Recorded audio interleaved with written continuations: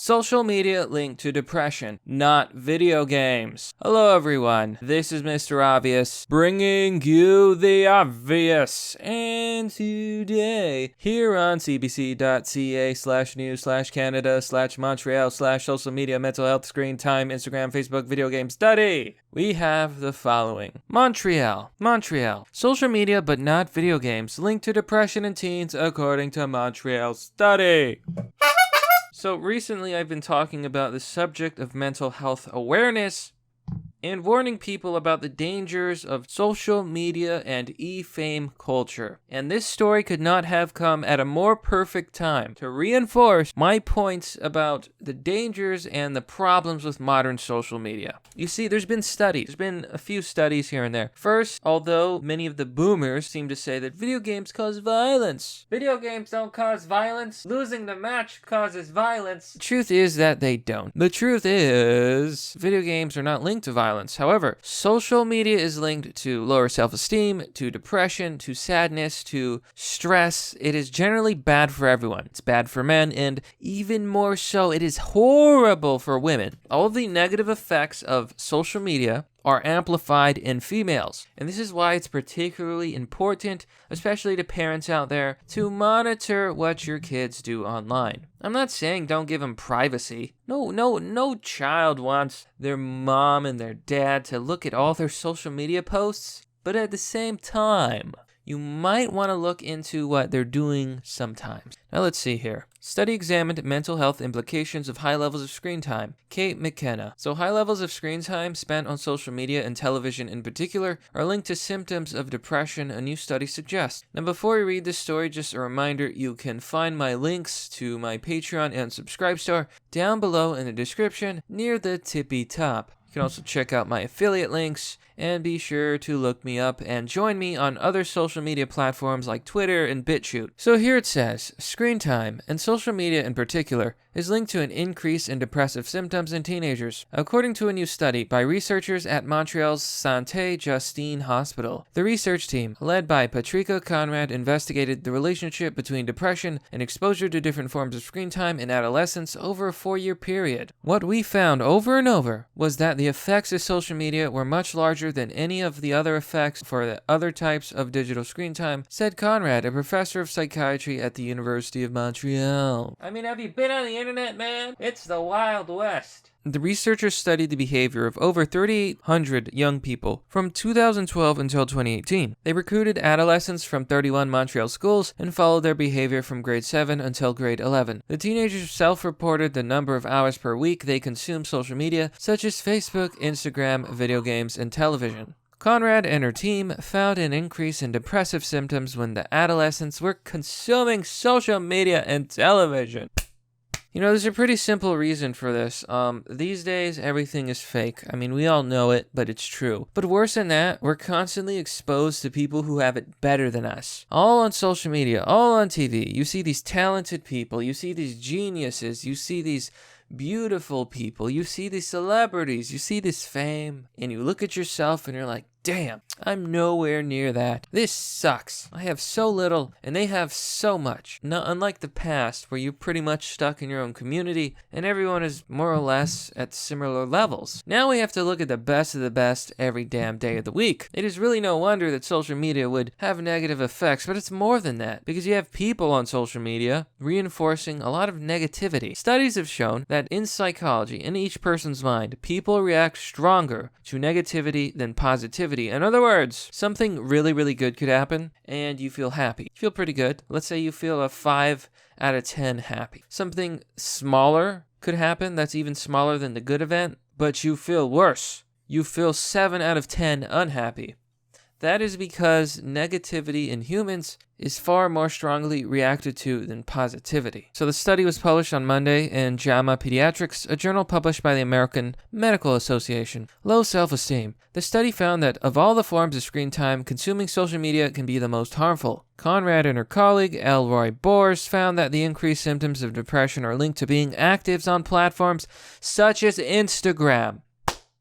What did we mention in the last story? Yes, Instagram was involved. Snapchat, all those sorts of sites where teens are more likely to compare their lives to glitzy images in their feeds. That's what I'm saying. It's toxic social media culture and e-fame that's causing all this depression, all this comparison, all this constantly in our faces. It exposes young people to images that promote upward social comparison and makes them feel bad about themselves, said Conrad. These sort of echo chambers, Reddit, those reinforcing spirals, fan culture, also continually expose them to things that promote or reinforce their depression, and that's why it's particularly toxic for depression. It's one thing for me to share my opinions and say these things, but here you have medical scientific evidence. Looks like I was right. They are also testing to see if the additional screen time was taking away from other activities that might increase depressive symptoms, such as exercise, but found that was not to be the case. A good pastime. The most surprising finding for Boers was that time spent playing video games was not contributing to depressive symptoms. Probably because video games are a stress reliever, except when you can't win. The study suggests that the average gamer is not socially isolated, with more than 70%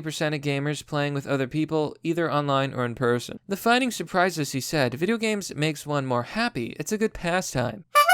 Us oppressed gamers have been saying that for years. Gamers rise up. You know, there's a reason that people react so strongly to video games being attacked and censored. It is a good pastime. It is a good way to relieve stress. I myself enjoy video games. I enjoy playing Yakuza, Kiwami 2, and stuff like Wakfu. And I don't have as much time to play as I would like, but at the same time, it's there when I need it. I don't think that social media is the only reason, but it's one of the risk factors we should monitor, said Gignac, who was not involved in the study. As online relationships supplant in-person communication, Gignac said, it's important that young people learn when posting about their lives online is healthy and when it can hurt. He's hoping that schools expand programs teaching kids about healthy online activity, and learning how to practice good digital citizenship eventually becomes a universal part of school curriculum. Okay, this is not the answer. The answer is good parenting, okay? If parents would just teach their children not to be morons, to practice caution, if they would just be good parents, really. It's just a failure of parenting. It always has been.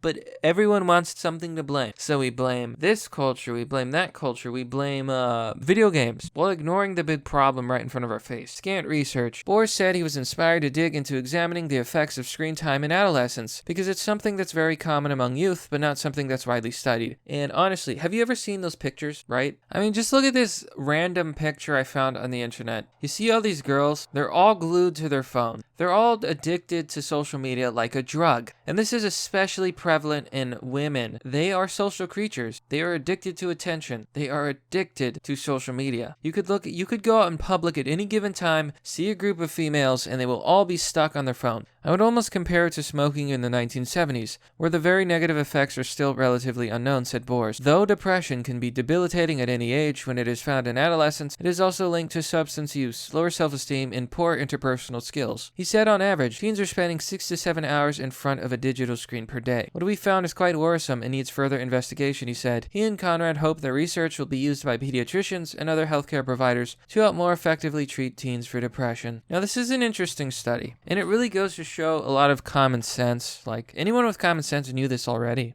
I knew this. See, I've been on the internet for a long time, and I was never big on social media, but I have used social sites, and it can definitely be stressful. That being said, I've always had a thick skin, and I've always been a bit of a shit poster, if you will. D-Land says, too many users on social media, and not just teens, think everyone else is leading a more interesting, exciting, and bling-filled life than they are. The idea is ludicrous, and that's where the problem lies. Casey Jones says, good to see studies confirming what clinicians in the field have long thought and observed accidentally. Question is, how is it going to be addressed now that industry has made a device a necessity and the internet practically a human right? Peter Ray says, stop calling it social media. It is the most unsocial thing there is, a destructive force that in reality should be reined in if not banned. When people actually believe that fleeting and anonymous electronic contacts are friends, when people feel obligated for reasons unknown and unknowable to check on the activity of these friends every few hours through the night, and when one can't have a real conversation, face to face, with another human being without being interrupted by a tiny screen bleeding out some inconsequential message about nothing, it's not going to turn out well. No, I don't agree. I'm not anti-social media. I'm not anti-online. I'm not anti-friends online. Okay, I mean, that's ridiculous. Technology's moving forward, but when it comes to social media, especially when it comes to chasing fame and followers. Twitter's a really good example. Twitter is toxic. It is a toxic echo chamber that's biased and it has lots of activists. It's just a terrible place. Facebook is another good example. It is definitely something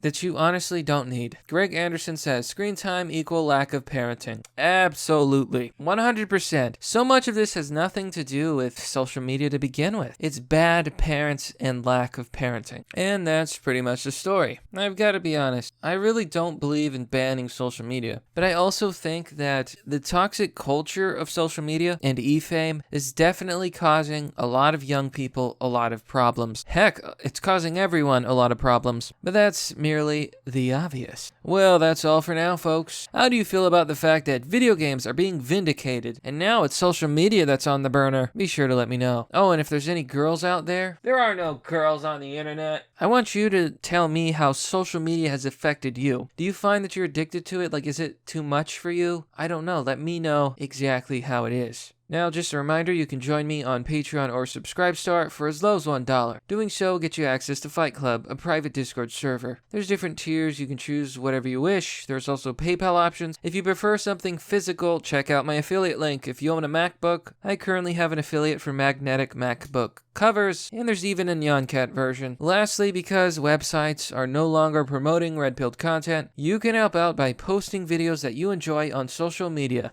Go figure.